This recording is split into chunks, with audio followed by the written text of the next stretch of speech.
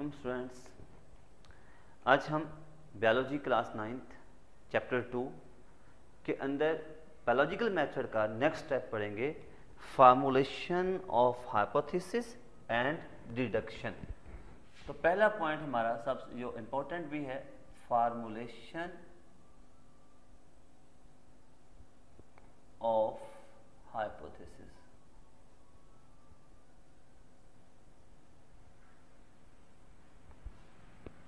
Students, मैंने थोड़ी सी इसकी तफसील जब इसके स्टेप्स हम पढ़ रहे थे थोड़ा सा बताया भी था कि हाइपोथेसिस क्या होता है। किसी काम को हल करने के लिए हम जो मफरूज़ा बनाते हैं, जो सोच अपनाते हैं, that is known as hypothesis या मफरूज़ा, उसे मफरूज़ा कहा जाता है। बुक के लिहाज से अगर हम बात करें तो बुक के अंदर इसकी डेफिनेशन जो है वो एक लाइन में लिखी हुई है।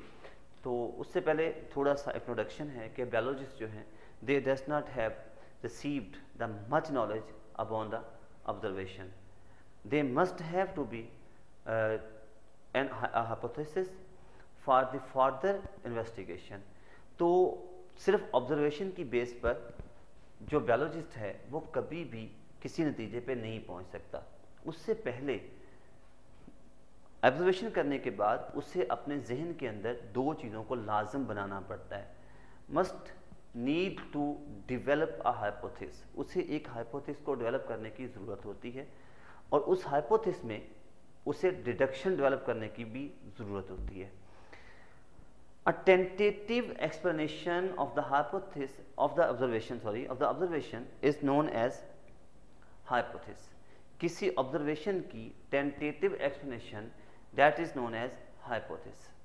बुक के अंदर जब हम इसको निशान लगाते हैं तो जहाँ पे आप हाइपोथेसिस फॉर्मेशन का आपका टॉपिक है उससे तीसरी लाइन बनेगी गालबन, तो वहाँ पे आप इसको देख सकते हैं कि the tentative explanation of the observation is known as a hypothesis. ये एक डेफिनेशन है, यह आपकी बुक में मौजूद है। तो it is defined as the tentative explanation of the observation is known as hypothesis. ये तकरीबन चौथी लाइन बनेगी। इसके बाद हम बात करते हैं तो एक्चुअली बुक के अंदर इसकी जो एक्यूरेट डेफिनेशन हाइपोथेसिस की है वो क्लास 9th में नहीं है, लेकिन फर्स्ट ईयर में और आगे बुक्स में आपको मिल जाती है। अगर आप कहें तो मैं इसको राइट कर देता हूँ। इसकी प्रॉपर डेफिनेशन जो आप राइट करनी चाहिए आपको, क्योंकि नॉर्मली ये यूज़ में नहीं होती, तो इसलिए बात कर डायरी में हम इसको नोट कर लेते हैं। एक डायरी मेरे पास है, कहते हैं it is a tentative idea, note कर लीजिएगा अक्षर, it is a tentative idea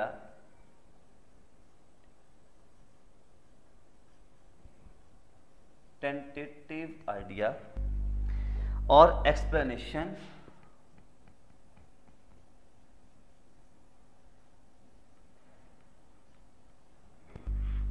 for a set of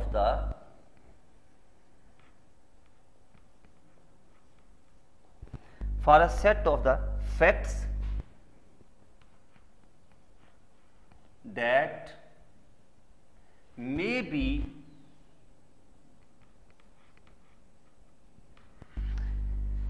tested or verified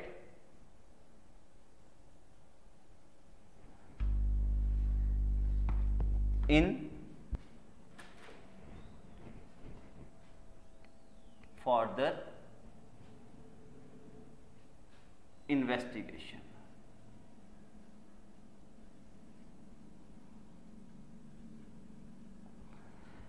कहते हैं it is a tentative idea. What do you mean by tentative idea? Tentative idea का मतलब होता है आजमाइशी। Idea का मतलब होता है ख्याल। एक आजमाइशी ख्याल और एक्सप्लेनेशन या तफसीली बात for a set of the facts जो हकाइक पर मबनी हो एंड मे बी टेस्टेड, जिस पर टेस्ट किया जा सकता हो, जिसको तजर्बात से गुजारा जा सका हो, और वेरीफाइड या उसको साबित किया जा सकता हो in further investigation. Further investigation में उस पर काम किया जा सकता हो, तो that is known as hypothesis. अब बेसिकली यूँ समझे कि जैसे मैंने आपको एक छोटी सी एग्जांपल इससे पहले दी कि पानी खड़ा है। अब एक आइडिया है कि आप थोड़ा सा किसी तरीके से उसको वहाँ से रिमूव करने की कोशिश करें, कोई बाल्टी ले लें या कोई इर्द गिर्द जो आप एक कोई सीवरेज लाइन है उसका कैप उतार दें, तो ये एक समझ में आती है।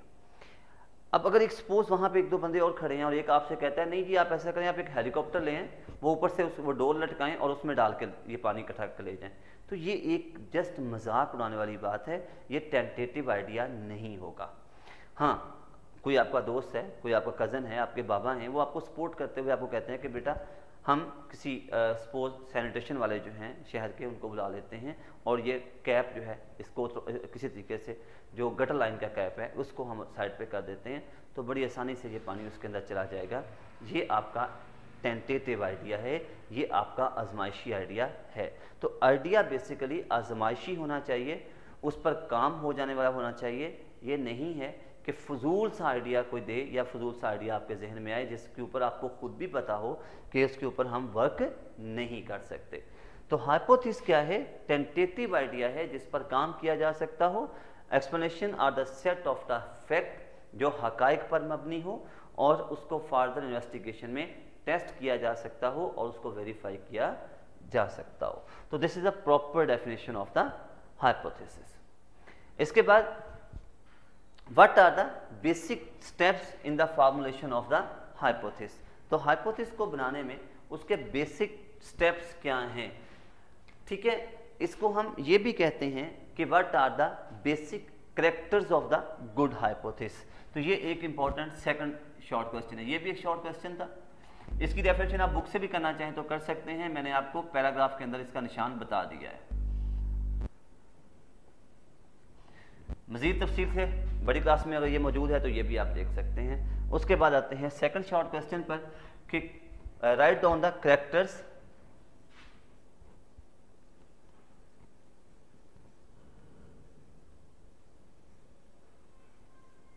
ऑफ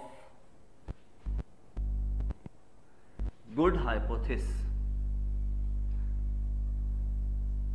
एक अच्छी हाइपोथेसिस का कैरेक्टर्स क्या होते हैं, क्या खसूसियात होती हैं जिनकी बिना पर आप कहते हैं कि ये एक अच्छी हाइपोथेसिस है, और ऐसी कौन सी कैरेक्टर्स हैं जिनकी बेस पे आप कह सकते हैं कि ये एक अच्छी हाइपोथेसिस नहीं है। तो फर्स्ट ऑफ ऑल कहते हैं it should be it is a generally statement या it should be a general statement. ये एक आम बात होनी चाहिए, जनरल स्टेटमेंट। इसका मतलब क्या है कि आपकी जो बात है वो कॉम्प्लिकेटेड ना हो। ये नहीं है, सपोज मैं दो स्टेटमेंट बोलता हूँ, मैं कहता हूँ कि सपोज एक बच्चा बाइक चलाना चाहता है, तो मैं कहता हूँ कि ये बच्चा बाइक जो है इसके ऊपर बैठे और इसको थोड़ी सी सपोर्ट करें, मदद करें, इसको थोड़ा सा सिखाएं और ये चला सकता है। एक मेरी स्टेटमेंट ये है। एक स्टेटमेंट ये है, इस बच्चे को बाइक पे बिठाएं, किक लगवाएं, स्टार्ट करवाएं, रेस पकड़वाएं, हैंडल दिखाएं, फ्रंट पे दिखाएं, फ्रांक है 5-7 का काम में और ऐड करके मैं कहता हूं फिर शायद ये सीख सकता है। अब कॉम्प्लिकेटेड स्टेटमेंट है। कॉम्प्लिकेटेड स्टेटमेंट के अंदर अगले बंदे को आइडेंटिफाई करना भी मुश्किल होगा और आपके लिए भी उसको आइडेंटिफाई करना मुश्किल होगा या बताना मुश्किल होगा। लेकिन अगर आप एक जनरल और सिंपल स्टेटमेंट में बात करते हैं तो आपका आइडिया जो है वो ज़्यादा टेंटेटिव होगा, दूसरे को भी आसानी से उसकी समझ आएगी और उस पर एक्सपेरिमेंट जो है बड़ी आसानी से किए जा सकेंगे। Point number 2, it should be a general statement, it should be a tentative idea. Tentative idea, ये हमारी बात पहले हो चुकी है, मैं दोबारा रिपीट कर देता हूं कि ये एक ऐसी स्टेटमेंट होनी चाहिए जिस पर आप आजमाइश लगा सकें, जिसको आप तजर्बे से चेक कर सकें। ये नहीं है कि ये टेंटेटिव ना हो, ये नहीं है कि ये इसका पता ही ना हो कि आप क्या कह रहे हैं। तो it should be a tentative idea. जैसे हमने यहाँ बात की थी कि एक ऐसा ख्याल, एक ऐसा तरीकाकार, एक ऐसी सोच जिस पर काम किया जा सके। ये ना हो कि थोड़ा सा पानी उठाने के लिए कोई आपको कहे कि जनाब ऊपर से हेलीकॉप्टर मंगवा लें, ये पॉसिबल नहीं है। तो ऐसा आइडिया टेंटेटिव, आजमाइशी आइडिया होना चाहिए। It should be a tentative idea. Point number 3, it should be agree with the available observation. Agree with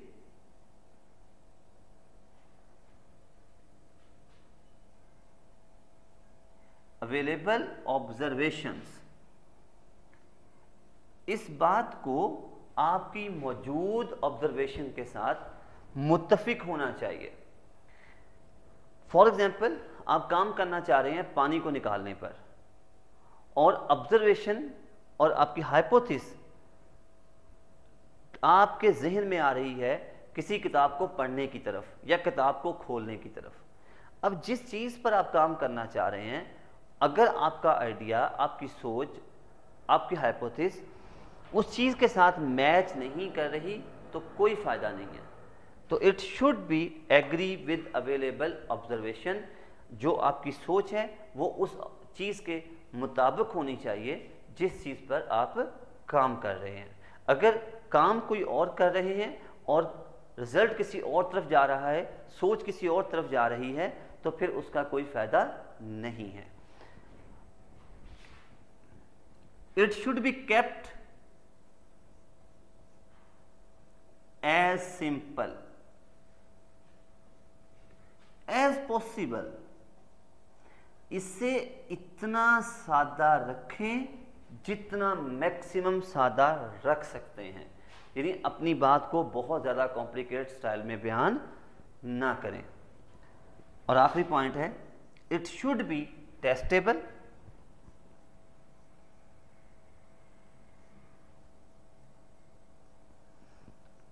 and falsifiable.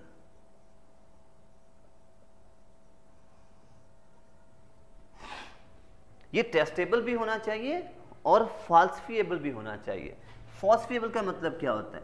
ये ज़रूरी नहीं है कि ये 100% हर दफ़ा, फ्लैसिफिएबल लिखो गया, फॉल्स। फॉल्स का मतलब होता है झूठ, गलत। ये आपका आइडिया इस लेवल पर तो हो कि इस पर आप काम कर सकें, टेस्ट कर सकें, एक्सपेरिमेंट कर सकें, तजर्बा कर सकें, लेकिन साथ साथ आपके जहन में ये ख्याल भी होना चाहिए कि हम इसमें कामयाब भी हो सकते हैं और हमें इसमें नाकामी भी हो सकती है। ये नहीं होगा कि आप कहें कि ये टेस्टेबल है और 100% एक्यूरेट है, इस पर आपका रिजल्ट फाइनल यही आएगा जो आप सोच रहे हैं। अगर ऐसा है तो इसका मतलब है कि आप कोई नई थ्योरी नहीं बना रहे, आप नई हाइपोथेसिस नहीं बना रहे, बल्कि आप पहले से मौजूद किसी लॉ को फॉलो करने की कोशिश कर रहे हैं। तो याद रखिएगा कि आपका जो आइडिया है, it should be testable and potentially falsifiable. ये टेस्टेबल होना चाहिए और पोटेंशियली फाल्सिफिएबल होना चाहिए, मतलब इसमें गलती या इसमें कोताही की गुंजाइश मौजूद होनी चाहिए, ताकि जो कोताही आए उसको आप अपनी फर्दर इन्वेस्टिगेशन में इम्प्रूव करें और अपनी जो थ्योरी है उसको मैक्सिमम बेहतर पोजीशन पे लाकर उस पर काम कर सकें। जी स्टूडेंट्स, यहाँ पे 2 सवाल हमने पढ़े। एक है कि हाइपोथेसिस क्या होती है, फिर हमने ये भी थोड़ा सा इसको मैंने आपको बताने की कोशिश की कि इसकी ज़रूरत क्यों पड़ती है। उसके बाद मैंने आपको इसकी 2 डेफिनेशन जो हैं, एक बुक से वो भी निशान लगवा दिया और एक आपको मैंने एक्स्ट्रा डेफिनेशन वो भी राइट करवा दी। उसके बाद हमने बात की कैरेक्टर्स ऑफ गुड हाइपोथेसिस या कैरेक्टरिस्टिक्स ऑफ गुड हाइपोथेसिस, तो वो मैंने आपको बता दिए। कितने हैं? 1 2 3 4 5 कैरेक्टर मैंने आपको लिखवाए हैं कि it should be a general statement या it is always a general statement. It should be a tentative idea. It should be agree with the available observations. It must to be kept as simple as possible and it should be testable and potentially falsifiable. ये आपके topics हैं। After this, इसके बाद second topic जो हम आज इसी के अंदर स्टडी करेंगे, दैट वाज, और इससे रिलेट है ये डिडक्शन। बहुत ही छोटी सी बात, ना बहुत तफसील ना बहुत लंबी चौड़ी बातें। What is deduction? कहते हैं deduction is basically conclusion of the hypothesis. Deduction basically किसी भी हाइपोथेसिस की कंक्लूजन होती है, उसका नतीजा होता है कि कंक्लूजन में क्या है। कहते हैं deductions are the logical consequences of the hypothesis. जो डिडक्शंस होती हैं ये किसी भी हाइपोथेसिस का लॉजिकल कॉन्सिक्वेंसेस होती हैं, मतलब उसकी तरतीबवार चलते हुए उसका बेहतर नतीजा होती हैं। And in the logical consequences we must use if and then logic, और इसके अंदर हम इफ एंड देन लॉजिक का इस्तेमाल करते हैं। अगर आप बुक के लिहाज से बात करें क्लास 9th की, तो आप डिडक्शन की जो पहला पैराग्राफ है उसकी पहली लाइन के एंड से आप इसका निशान शुरू कर सकते हैं कि deductions are the logical consequences of the good of the hypothesis, और उसके बाद एंड पे इस पैराग्राफ को कंप्लीट लिखें, और उसके बाद अगले पैराग्राफ की आखिरी लाइन में एक लफ्ज़ है we use if and then logic, तो हम इसके अंदर इफ और देन लॉजिक जो है वो इस्तेमाल करते हैं। इफ एंड देन लॉजिक क्या है? इफ एंड देन लॉजिक का मतलब है कि बेसिकली जब आप उस हाइपोथेसिस पर जिसको आपने इन कैरेक्टर्स के साथ डेवलप किया है उस पर काम करेंगे, तो हो सकता है कि आप कामयाब हो जाएं, और हो सकता है कि आपको कुछ नाकामी का सामना करना पड़े। तो आप अपने जहन में एक ख्याल बना लेते हैं कि आपने दो हाइपोथेसिस, मैंने आपका सपोज बहुत सी हाइपोथेसिस थी, आपने इसमें दो हाइपोथेसिस क्लिक कर ली पानी उठाने वाली, कि एक मैं सैनिटेशन के लिए उसका जो कवर है वो उतार दूंगा या उतरवा दूंगा, और दूसरा किसी तरीके से इसके ऊपर मिट्टी डाल के सपोज मैं कवर अप कर लूँगा। तो अब आपने सोच लिया कि अगर पहले मैं कोशिश करूँगा कि सैनिटेशन वालों को बुलाकर कैप साइड पे करके पानी गटर में चला जाए, लेकिन अगर मैं फिर इस पर कामयाब ना हुआ, तो ये है इफ एंड देन लॉजिक। अगर मैं उसमें कामयाब ना हुआ तो फिर क्या करूँगा, फिर मैं इसके ऊपर मिट्टी डाल के इसका रोड का ऊंचा कर दूंगा ताकि पानी के खड़े होने के चांसेस कम हो जाए। तो ये दो मेथड्स हैं आपने इस्तेमाल करने हैं। तो यहाँ पर आपने अपने जहन में एक इफ़ एंड देन लॉजिक बना ली कि अगर मैं पहले तरीके पर कामयाब ना हो सका तो फिर मैं दूसरा मेथड अप्लाई करूँगा। जी स्टूडेंट्स, ये हमारा थर्ड शॉर्ट क्वेश्चन था। उम्मीद है इंशाल्लाह इस लेक्चर्स के अंदर जो शॉर्ट क्वेश्चन हैं वो आपको बड़े वाज़ेह तरीके से समझ आ गए होंगे। अगर फिर भी आपको कोई प्रॉब्लम्स हैं तो आप कमेंट बॉक्स में मुझसे डिस्कस कर सकते हैं, और अगर आपने मेरा चैनल सब्सक्राइब नहीं किया तो गुजारिश करूँगा कि इसको सब्सक्राइब कीजिए ताकि आप नेक्स्ट लेक्चर्स इजीली हासिल कर सकें। बहुत शुक्रिया, थैंक यू।